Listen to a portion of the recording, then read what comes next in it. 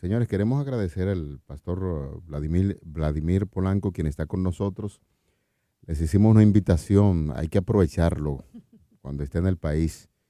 Y les hicimos una invitación para que estuviera con nosotros aquí. Va a contestar muchas de las preguntas, esos textos difíciles que hay en las Sagradas Escrituras. Así es que si usted tiene alguna de esas preguntas difíciles, usted la va a anotar en el momento en que estaremos dando apertura a los oyentes en cuanto a sus preguntas. Y nosotros quisiéramos decirle al pastor Vladimir que es muy bienvenido. Gracias por aceptar el gran desafío que significa venir aquí a contestar preguntas. Buenos días, pastor. Buenos días, un saludo muy especial para ustedes y para los oyentes. Bueno, yo he aceptado el desafío de venir. El de responder las preguntas, no lo sé. Te cuento algo, Scroggin y Susana.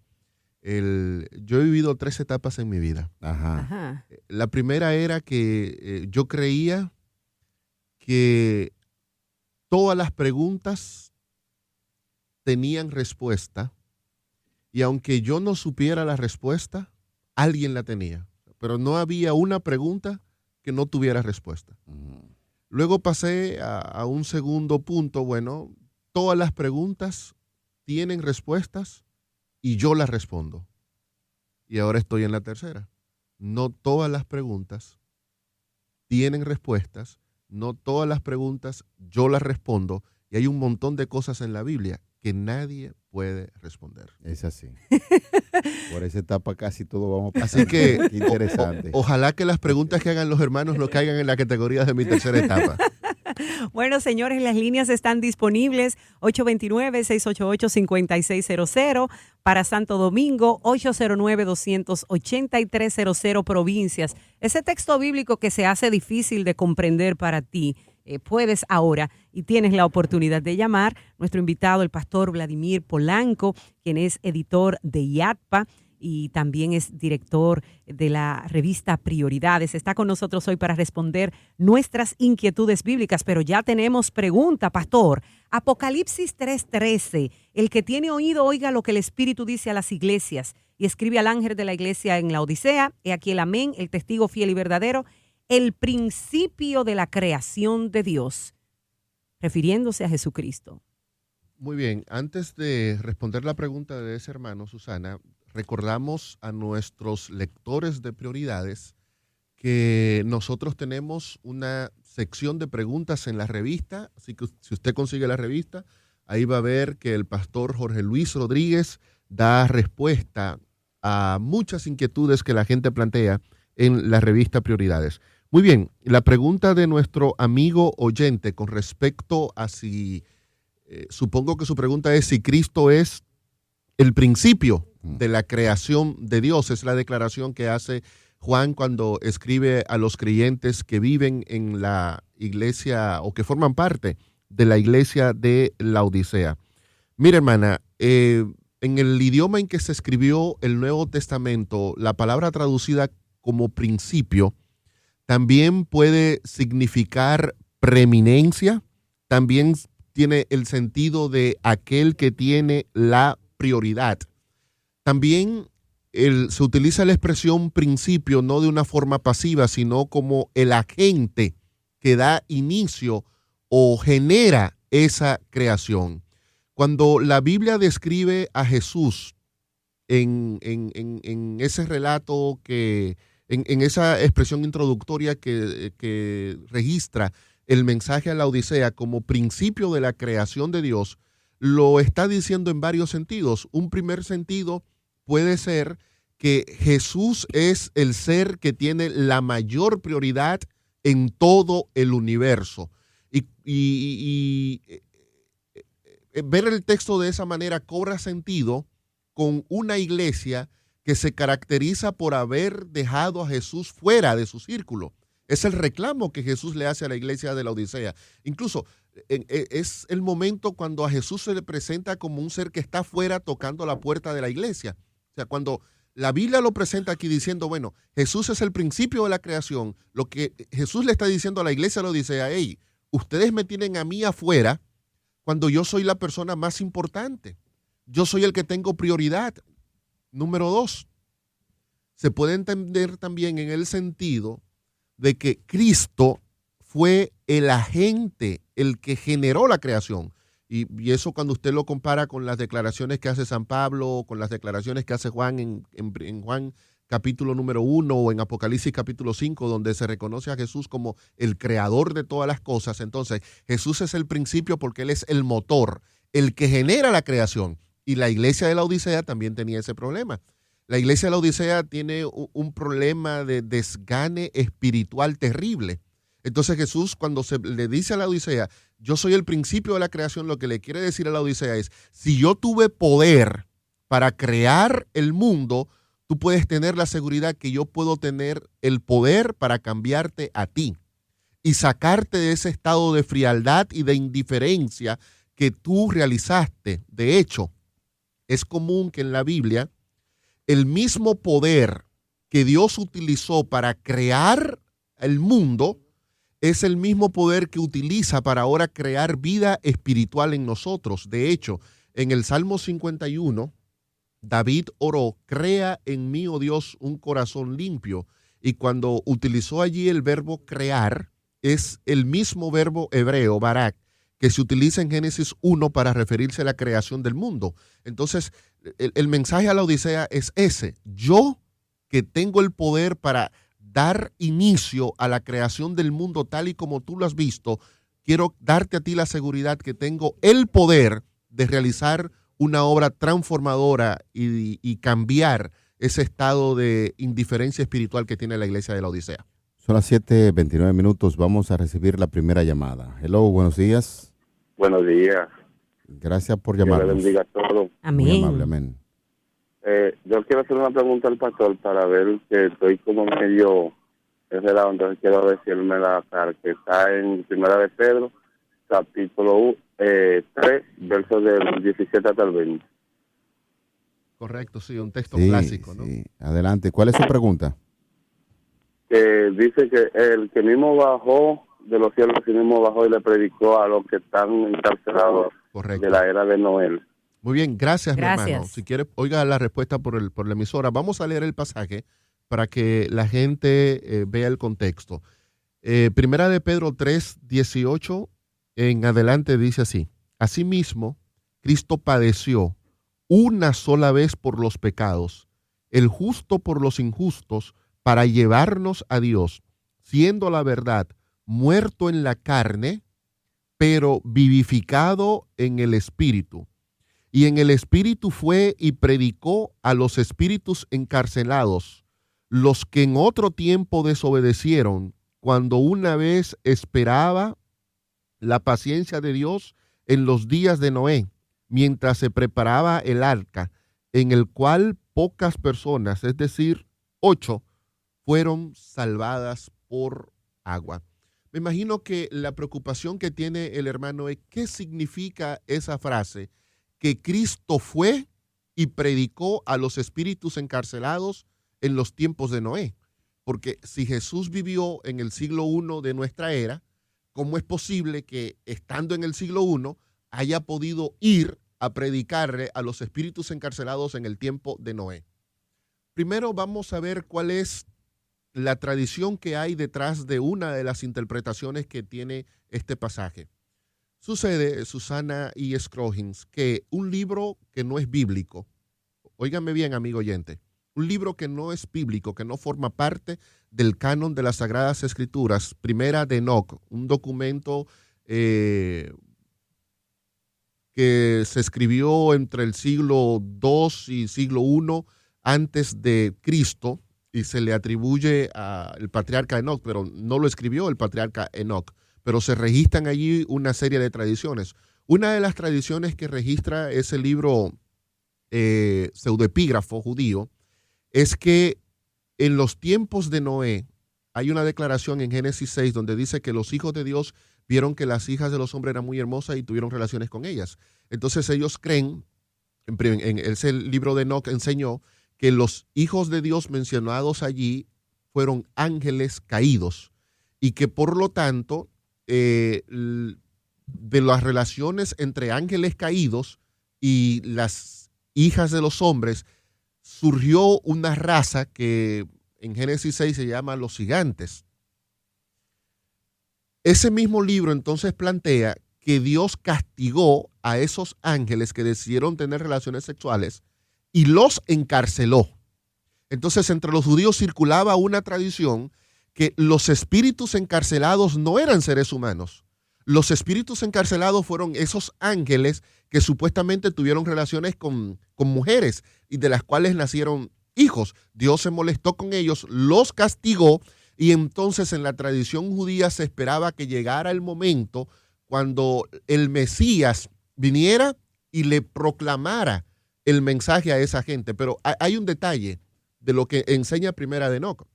En Primera de Enoc, la predicación es un asunto ahí de traducción con el verbo queruso.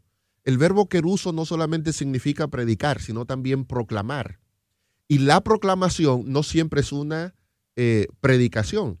Yo puedo en este momento proclamar que Scrogin no es mi amigo. Yo no estoy predicando.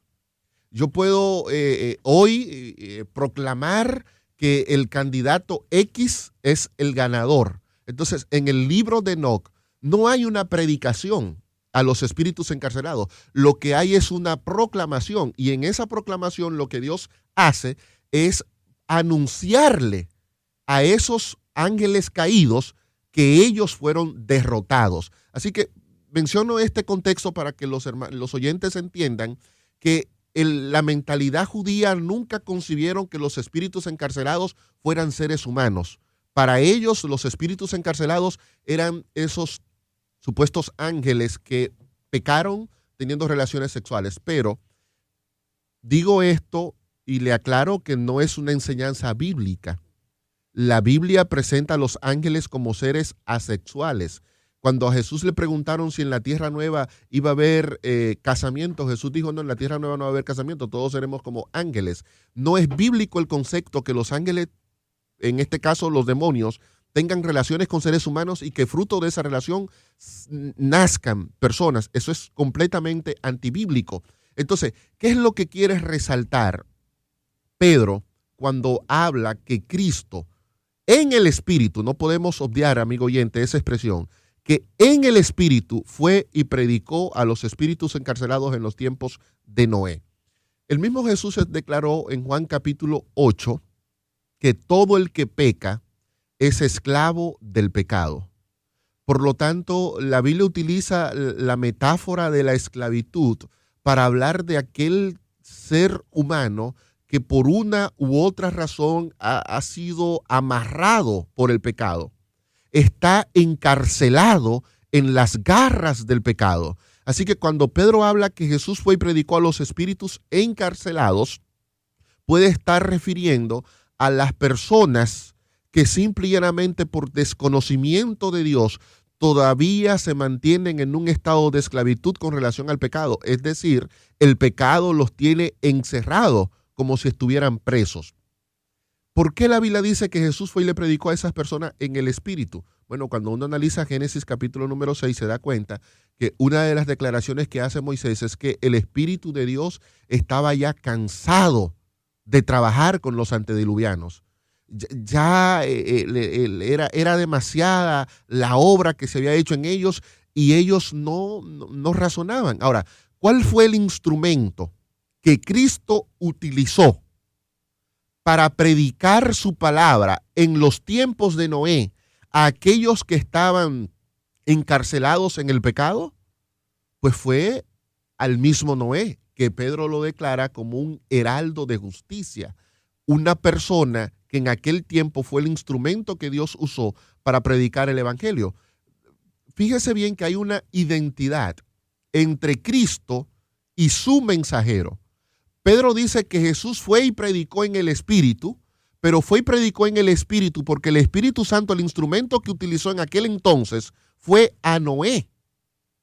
Así como también en este tiempo, cuando yo predico, es como si Jesús fuera el que estuviera dándote el mensaje, porque en última instancia nosotros somos representantes o somos mensajeros del Señor. Por lo tanto, cuando yo hoy abro mi boca y predico la palabra, Cristo lo está haciendo a través de mí.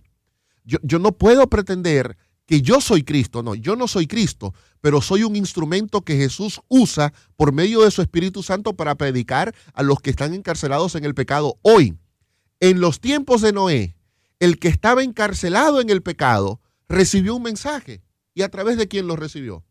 A través de Noé.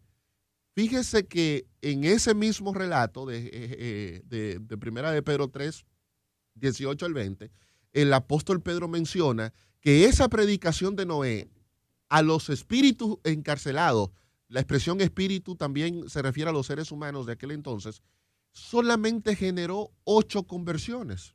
O sea, de toda la gente que oyó el mensaje de Noé, solo 8, su familia, sus hijos y las esposas de sus hijos, fueron los que aceptaron el mensaje de salvación. Así que, hermanos, si Dios te ha enviado un mensajero, la emisora, la revista, el predicador que tú escuchas en la iglesia, no pienses que quien te está hablando es un simple ser humano. Quien te está hablando es un instrumento que Dios ha escogido para que por medio de su Espíritu Santo hoy Jesús pueda hablarte a ti. No hagas como la gente en los tiempos de Noé, que prefirió quedar encerrado en la cárcel del pecado. Permite que el mensaje de salvación hoy pueda tener un impacto en tu vida. Nota un detalle. Nunca en la Biblia se presenta que un muerto haya recibido el mensaje de salvación. Nunca. Porque para los pensadores bíblicos, todo el destino de los seres humanos se define en vida. Así que yo te recomiendo que ahora en vida tú puedas escuchar la proclamación de liberación que Jesús hace a ti que estás encarcelado en la cárcel del pecado. Ahora que usted hace mención de que los muertos no reciben la predicación, sino los vivos, hay una creencia muy popular entre los seres humanos de que algunas personas se bautizan por los muertos y entonces van a un templo, se bautizan por ese muerto y piensan que mediante ese bautismo pues están haciendo una intercesión para que el muerto se salve. Primera de Corintios 15:29. Por otro lado, quieran los que se bautizan por los muertos. Una pregunta: si los muertos de ninguna manera resucitan, ¿por qué pues se bautizan algunas personas por los muertos? Bien, Primera de Corintios 15 es todo un capítulo que el apóstol San Pablo dedica al tema de la resurrección. Todo parece indicar que en la iglesia de Corinto se había levantado un grupo que estaba poniendo en dudas la obra de la resurrección tanto de Cristo como de los creyentes. Entonces, en todo 1 Corintios 15, Pablo comienza a desmontar esas creencias, mencionando a los testigos de la resurrección. Menciona que se le apareció a Pedro, luego dice que se le apareció a los 500 cuando iba a ascender, y finalmente dice Pablo, también se me apareció a mí. O sea, tú no puedes decirme a mí que Jesús no resucitó, porque yo soy testigo de eso, yo lo vi. Entonces, no me hables en contra de la resurrección. Entonces Pablo comienza de manera retórica a presentar una serie de argumentos cuestionando esa enseñanza de los corintios. Y uno de los argumentos que hace es esa que aparece en el versículo 29 que tú mencionas, donde Pablo pregunta: si no hay resurrección, ¿qué harán los que se bautizan por los muertos si de ninguna manera resucitan? Este texto puede verse desde varios sentidos. En primer lugar, no podemos obviar que entre las religiones griegas existía la creencia que el vivo podía hacer algo por su familiar que había muerto. Y habían ritos que se practicaban en esas religiones paganas, donde las personas que formaban parte de esa religión ahora se las ingeniaban para tratar de sacar de las garras de la muerte a esos familiares que por una u otra razón no conoció. Pablo puede estar aludiendo tal vez a esa creencia. Bueno, Pero si usted ahora me está diciendo a mí que no hay resurrección, ¿cómo es posible que ustedes mismos hagan ritos, en este caso se bauticen para salvar a aquellos que ya están muertos si la resurrección no existe? También hay otro sentido en el que podemos ver el texto, y es que la Biblia utiliza la imagen de la muerte no solamente para hablar de la muerte física, también para hablar de la muerte espiritual. Y, por ejemplo, en Efesios capítulo 2, Pablo dice que nosotros estamos muertos en nuestros delitos y pecados. Probablemente entonces Pablo esté hablando allí de un muerto espiritual. Y quisiera decir lo siguiente, Pablo, si no hay resurrección, ¿por qué nosotros nos bautizamos por los muertos? ¿En qué sentido se bautizan? Bueno, Jesús en Lucas capítulo número 12 habló de un bautismo que él iba a realizar refiriéndose a su muerte, a su sacrificio en la cruz. Jesús dijo, de un bautismo tengo que ser bautizado y cómo me angustio hasta recibirlo. O sea, simbólicamente también el bautismo es un símbolo de sacrificio. Pablo puede estar diciendo aquí, miren, si yo no creyera que la resurrección, que los muertos resucitan, yo no me aventuraría a sacrificar mi vida para predicarle a los muertos espirituales si al final de esta vida no hay nada más que buscar. Y entonces él pone un ejemplo interesante porque él dice allí, yo batallé con fieras en Éfeso, porque en Éfeso a Pablo casi lo matan. Entonces, lo que Pablo le está diciendo los argumentos a los corintios es, una de las razones por la que yo estoy seguro de que hay resurrección es porque yo soy capaz de dar mi vida con tal de salvar al que está muerto en su pecado, para que cuando muera físicamente, Cristo pueda restaurarlo y llevarlo al reino de los cielos. Y ambas presentaciones son aceptables. Sí, correcto. Lo que no es aceptable es que yo pueda hacer algo por una persona que murió. ¿Por qué, hermano? Porque la salvación es individual. Dice Pablo en Romanos 10 que todo el que invocare el nombre del Señor será salvo. Si una persona murió sin aceptar a Jesús como su Salvador, mire que está en una condición tan terrible que ni Dios puede hacer algo por ella. Y si ya Dios no puede hacer nada por esa persona que lo rechazó, no piense usted que yo puedo hacer algo. Y yo hacer un sacrificio, participar de un rito para salvar a una persona que no quiso aceptar al Señor Jesucristo. Bueno, seguimos aquí en Diario Amanecer, 7:45 minutos. Nuestro invitado, el pastor Vladimir Polanco, respondiendo hoy esos textos controversiales. Y nos llegan preguntas de todos lados, no sé ni cuál escoger, pero vamos a dar prioridad a los amigos que están llamando. Buenos días. Sí, buen día. Adelante. Soy Gregorio Marcial, de Sí. Santo Domingo Norte. Gracias. Adelante con su pregunta. Quería preguntar al pastor que hay una duda, tengo una duda de que si la mujer de Job, al Dios darle hijo nuevo y todo nuevo, si también le dio una esposa a otra esposa que no fuera esa. Esa es mi pregunta. Sí. Gracias por llamar. Fíjese que su pregunta entra dentro de la categoría tercera. Yo no puedo responder esa pregunta porque la Biblia no especifica.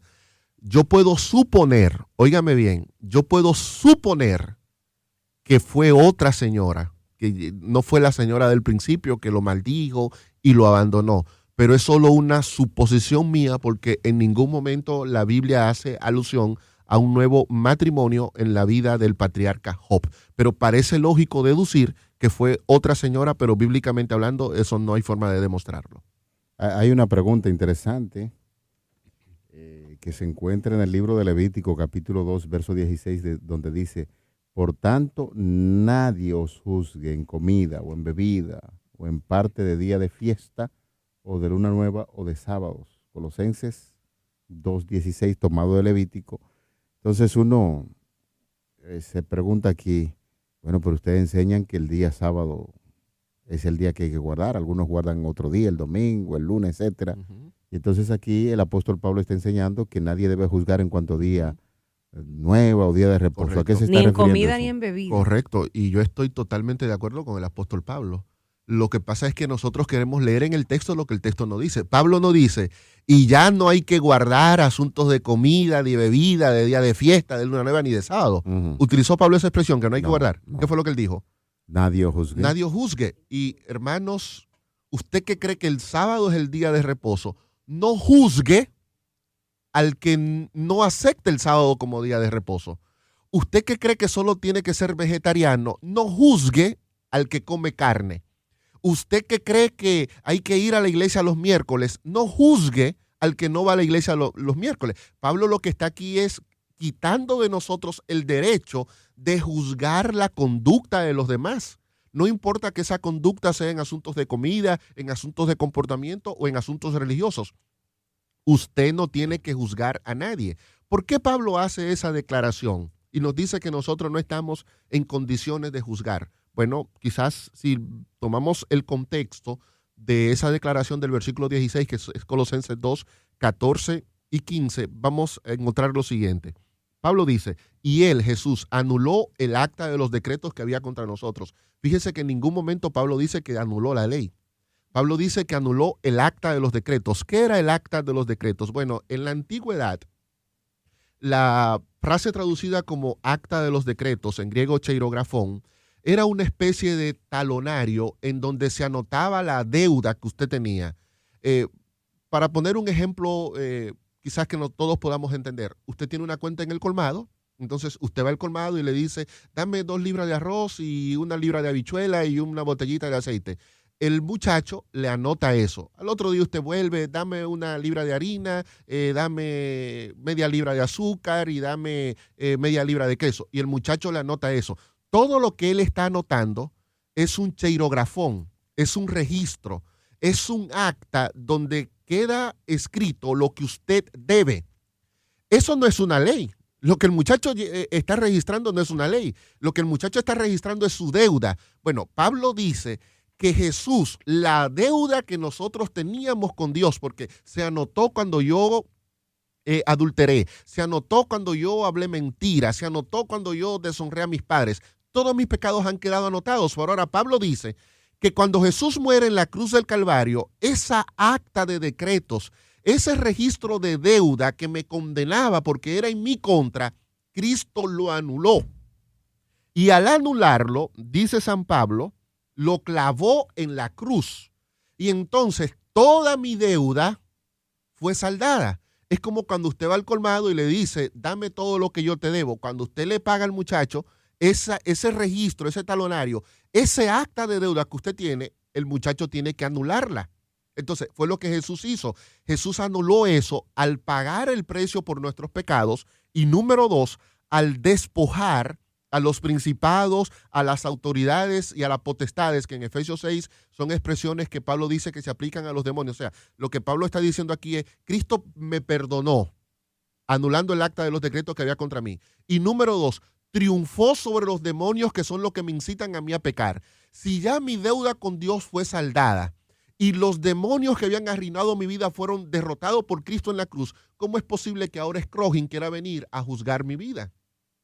Pablo en Romanos 14, en una serie de declaraciones muy parecida a la de Colosenses 2, también Pablo dice que usted no tiene que juzgar al hermano por lo que coma, por lo que diga, por lo que piense. Y Pablo dice algo, no juzgue al siervo ajeno, porque ese hermano es siervo de Cristo.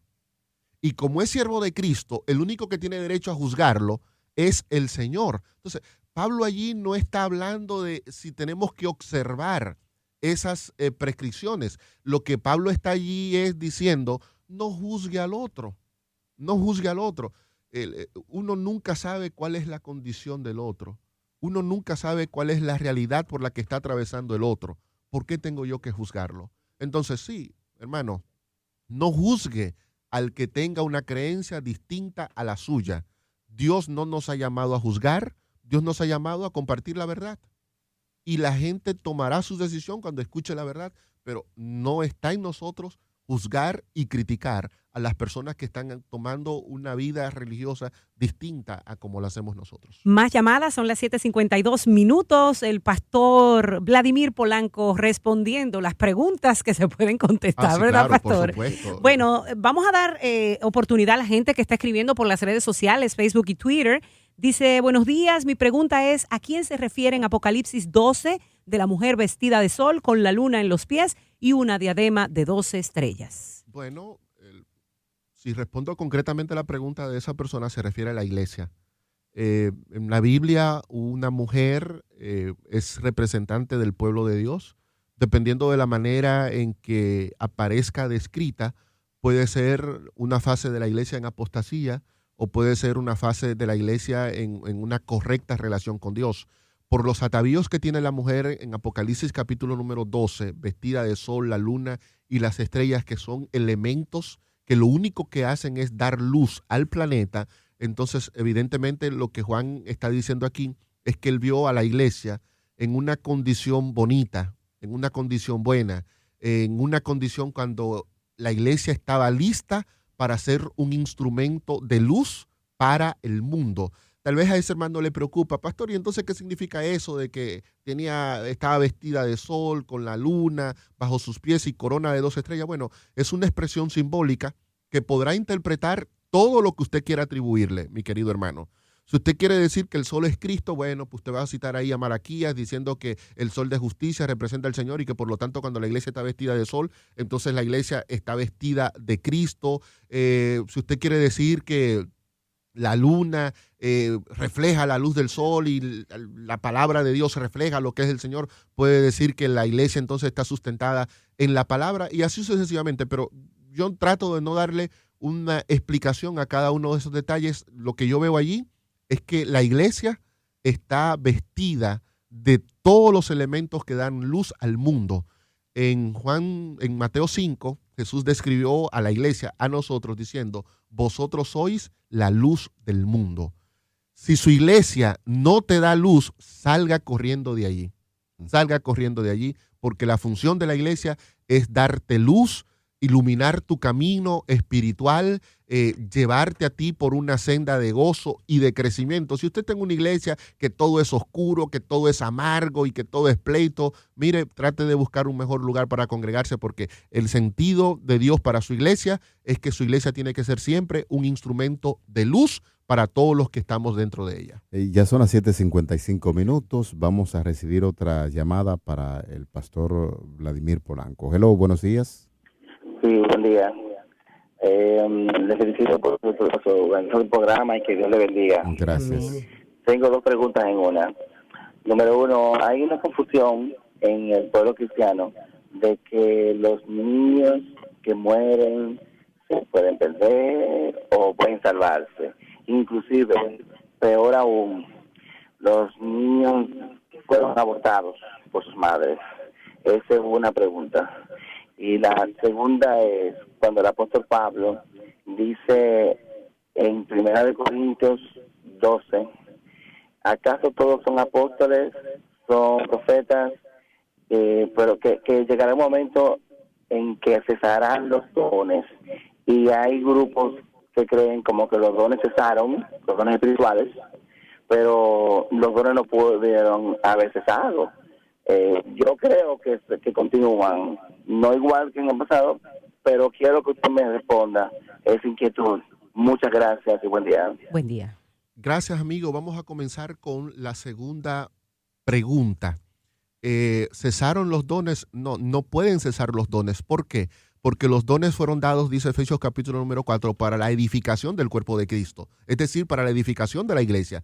Y ese proceso concluirá cuando la iglesia esté edificada. ¿Cuándo la iglesia estará edificada? Pues Pablo también dice, cuando sea una iglesia perfecta, sin mácula, y entonces el Señor se la lleve al reino de los cielos. Así que es antibíblico decir que los dones fueron cesados, porque los dones fueron dados a la iglesia y mientras la iglesia esté en la tierra tendrá que valerse de los dones para cumplir con la obra de ministerio que el Señor le ha encargado.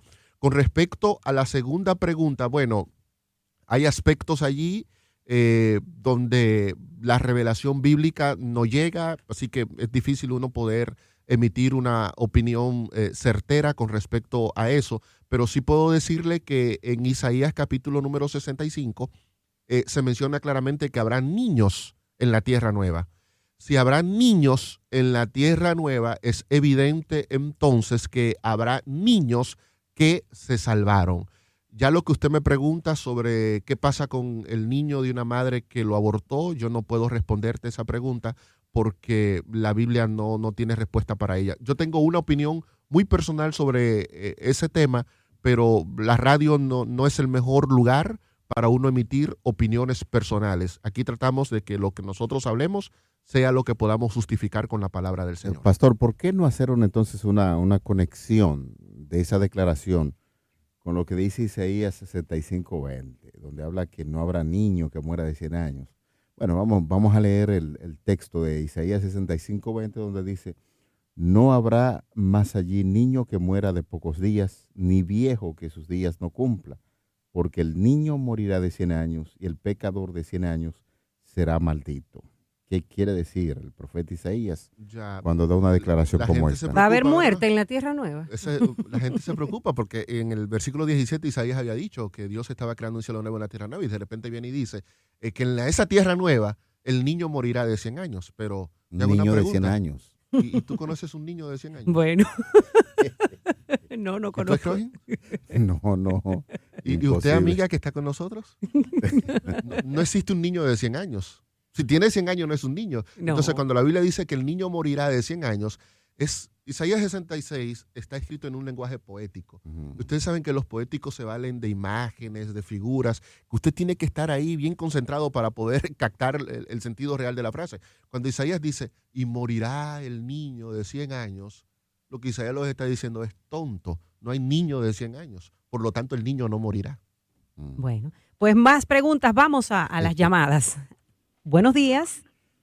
Sí, buenos días. Adelante con su pregunta. Gratificante oír a los pastores de nuestra iglesia adventista cómo el Espíritu Santo derrama en ellos la capacidad de navegar en su palabra y edificarnos.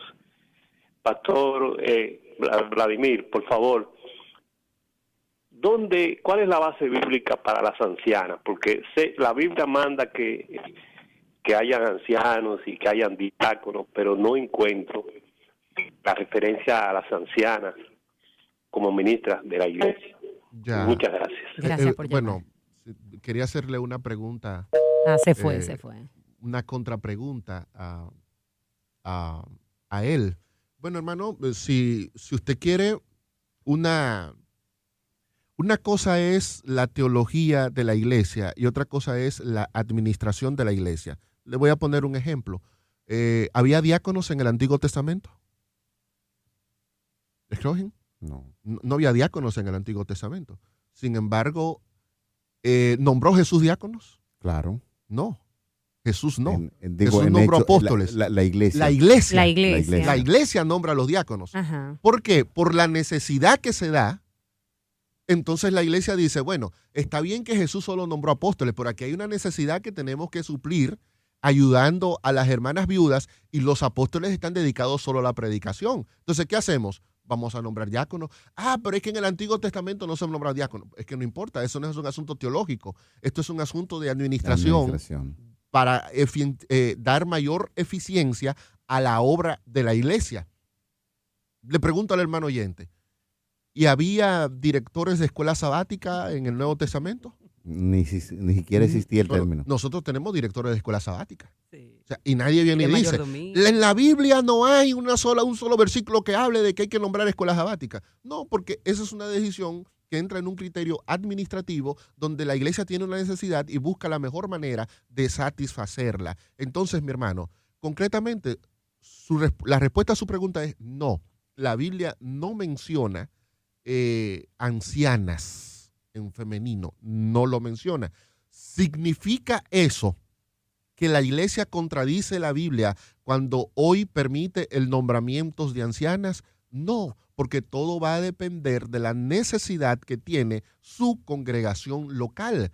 Si su congregación local, los hombres, por X o Y razón, o no hay, o no están capacitados para ser ancianos de iglesia, pues la iglesia no puede quedarse sin alguien que marque la pauta espiritual y administrativa de la misma. Si los hombres no estamos aptos para hacerlo, pues hay que nombrar ancianas de iglesia. Entonces, es una decisión, hermano, administrativa que no necesariamente se justifica con un así dice el Señor. Como dicen por ahí, si los hombres no pueden, que gobiernen las mujeres. Bueno, y si el hombre puede también. Pero la mujer siempre gobierna. Siempre Y la gobierna. mujer siempre gobierna. Bueno, seguimos con los temas bíblicos, las preguntas de nuestros amigos aquí en Diario Amanecer y el pastor Vladimir Polanco respondiendo las preguntas. Dice una dama, me gustaría saber si la reina Vasti hizo bien en desobedecer a su esposo, porque si mi esposo está en una discoteca, ¿debo ir? Ella quiere esa respuesta. Es una decisión muy personal de Basti. Yo creo que Basti tomó la decisión correcta. Bueno, yo no veo que el ambiente en el palacio esté para que una dama como yo se presente. Yo creo que Basti tomó su decisión y que usted en su situación, sea la que sea, también tendrá que tomar su decisión, pero ya cada quien debe evaluar su vida, evaluar las consecuencias que conlleva tomar una decisión. Bueno, a Basti le costó su posición, la decisión que tomó. Usted evaluará su decisión y tomará lo que usted crea mejor conveniente.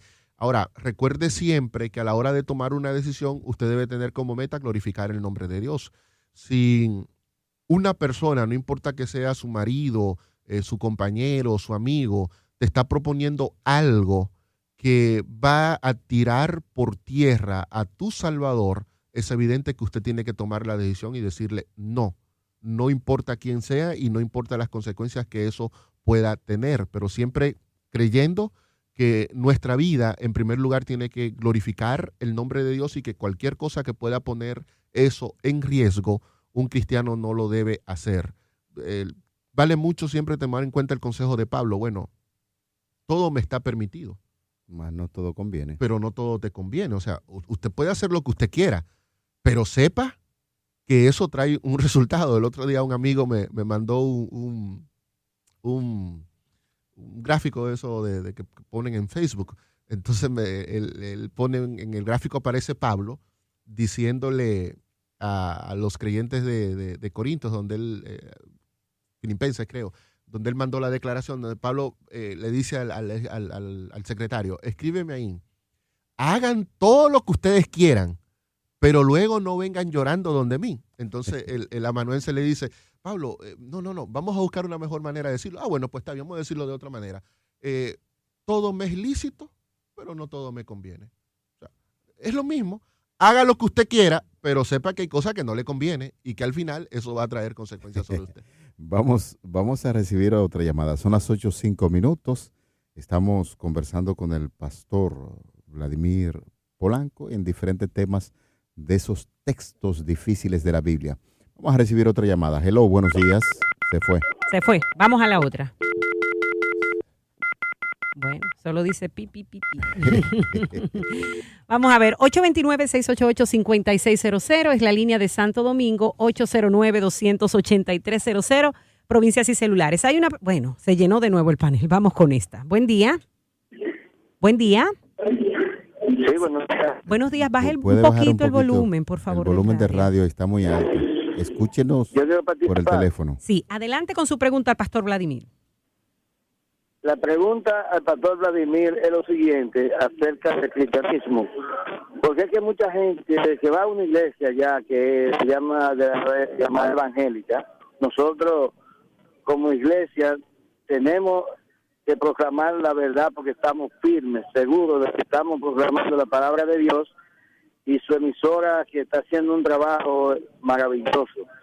La pregunta es lo siguiente, en la iglesia hay gente que yo considero que por lo menos se llaman cristianos, pero en realidad yo considero que hay una ceguera espiritual cuando una gente se llama cristiano y en realidad no conoce su situación espiritual, pero luego se convierte como el juez para acusar a otro de algo, de alguna cosa. Entonces eso, yo a veces pienso que hay una iglesia como que yo pienso que tiene mirada a la iglesia de la Odisea.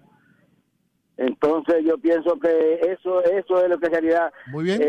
hay que trabajar, como que debemos conocernos a nosotros mismos para saber en realidad si somos cristianos auténticos, verdaderos, Ok. especialmente poniendo la práctica del amor, especialmente el amor y que sabiendo que Dios es el único juez que va a sentenciar a cada cual. Perfecto, mi amigo. Muchísimas gracias. Bueno, más que una pregunta, era un comentario del hermano. Gracias por su comentario. Bueno, aquí tenemos ya la última pregunta. Y entender, Susana, que hubo una explicación brillante sobre los días de reposo y juzgar a los demás del pastor Vladimir Polanco. Aquí dice que quisiera saber la realidad acerca del infierno. Pregunta caliente. Bueno, sí, la realidad del infierno es que nosotros hemos crecido en una cultura occidental donde la imagen del infierno, más que emanar de la Biblia,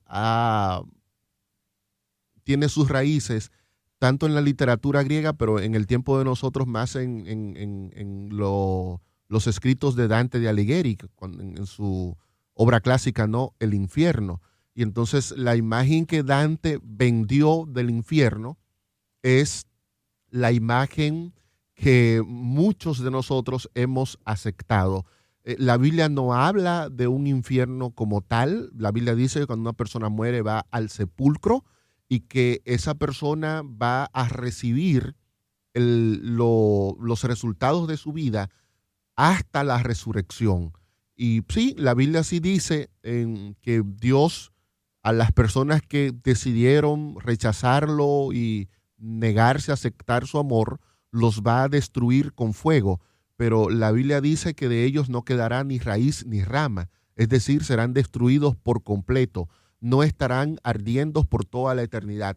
Recuerde que Dios es un Dios justo y es un Dios que castiga sobre la base de nuestras acciones. Dios no puede a mí, por ejemplo, por 35, 40 años de pecado que yo viví en este mundo, castigarme a mí durante 2.500 años o 7.000 milenios de años o por toda la eternidad. O sea, ¿cómo es posible? Si yo solamente duré 10 años pecando, que ahora Dios por esos 10 añitos de pecado me quiera a mí castigar 10.000 millones y millones y millones hasta el infinito en el infierno. No, Dios no es así. Dios, cuando usted muere, usted va a un estado de inconsciencia y hasta el momento de la resurrección y del juicio final, usted no va a afrontar los resultados de sus actos, ya sean o para salvación o para perdición. Así que no se lleve tanto de Dante y llévese más de lo que dice la Biblia. Bueno, estamos agradeciendo al... ¿Cómo fue? La ultimita. Ah, bueno. Vamos a dar paso a la última pregunta de hoy. Bueno, pastor, si usted quiere venir el lunes, pues. No, ya se va para a la última, por ser la última, le voy a dar un regalo. Ajá. Sí, le voy a dar un regalo. Oiga, bueno, pues. Le damos, ojalá que la pregunta que ella me va a hacer, si está en el libro, no se la respondo. No se la responde, le va a dar el libro. Le doy el libro. Qué bien. Buenos días, adelante con su pregunta. Buenos días. Buenos días. La pregunta es la siguiente. En los tiempos de Moisés, la palabra de Dios dice que ningún hombre pudo ver a Dios. El suegro de Moisés, que se llamaba Jetro, dice que comieron con Dios y algunos ancianos. Entonces no puedo entender ese panorama. Si él lo puede explicar. Y yo quiero que él me regale la matutina de él, por favor. ¿Quieres mi matutina? ¿Cómo tú te llamas? Luis Manuel González. Luis Manuel González, ok. Te la voy a dejar en la agencia de publicaciones. Okay, aquí ¿sabes dónde está, verdad? Aquí, debajo de Radio Amanecer. Juan Sánchez Ramírez, casi esquina Gómez. Entonces aquí en la zona te vamos a entregar el libro devocional, Visita mi muro, 366 reflexiones que inspiran. ¿Cómo te llamas? Luis Manuel González. Ok, Luis Manuel González. muy bien. Okay. Bien. Ok, si tenemos otra llamada, entonces para que se gane el libro la persona. Muy bien, pues vamos a tomarla. Buenos días. ¿Buen día? Sí, buen día. Sí, ¿quién nos habla? Elvis López, Misiones. Amén. ¿Tu pregunta? Yo quería saber, por ejemplo, si una persona es cristiana y está inestable y peca ahora y ahorita y todos los días, ¿usted cree que Dios tendría compasión de una persona que se llame ser cristiana y que no cumpla con los mandamientos? Ok, muchísimas gracias. Me emocioné tanto porque Luis Manuel me pidió la matutina que no le respondí su pregunta. Sí, pastor. Sí, Luis Manuel, cuando la Biblia dice que a Dios nadie le vio jamás, se está refiriendo a Dios el Padre. El personaje al que Moisés vio y con el cual Moisés hablaba cara a cara era Jesús. Porque el Jehová del Antiguo Testamento no es el Padre. El Jehová del Antiguo Testamento es Jesús, y Jesús es el personaje de la deidad que siempre ha tenido contacto directo con los seres humanos. Al que la Biblia dice que nadie ha visto es a Dios, al Padre, así que no hay contradicción alguna en esa declaración. Hermano, pues imagínese, si Dios no tuviera compasión de los que pecan una y otra vez, entonces todos estaríamos fritos, para usar una imagen en un buen aceite. En un buen aceite, ¿no? Mire, yo sé que el ser humano quiere atribuirle a Dios su propia conducta. Y cuando Susana me ofende un día, pues bueno, está bien, la voy a perdonar. Cuando Susana me ofendió el segundo día, bueno, me da un poquito más de brega, pero la voy a perdonar. Y ya cuando Susana me ofende una tercera vez, entonces ya aquí, Susana, aquí murió todo. Y entonces, precisamente contradiciendo esa argumentación, Jesús le dijo a Pedro, Pedro, ¿tú sabes cuántas veces tú tienes que estar dispuesto a perdonar? 70 veces 7. Y lo que Jesús quiso decir con eso no era que contara 490, lo que Jesús quiso decir con eso es, Dios siempre está listo para perdonar al ser humano cada vez que el ser humano acuda a Él en arrepentimiento. Dice Primera de Juan, si alguno hubiere pecado, abogado tiene para con el Padre a Jesucristo el justo.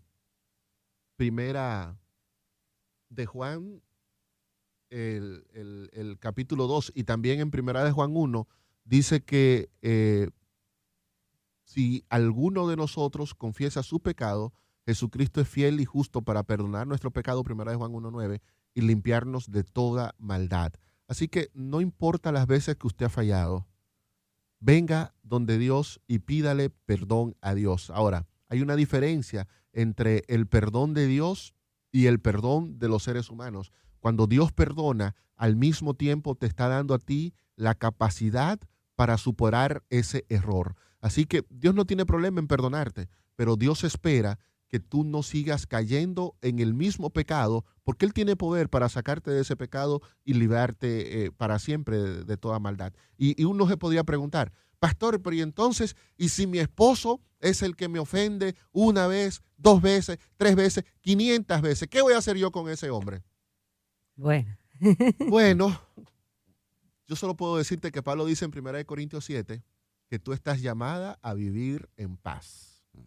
Si ese hombre se convierte en un tormento para ti, bueno, pues trata tú de buscar la paz que necesitas.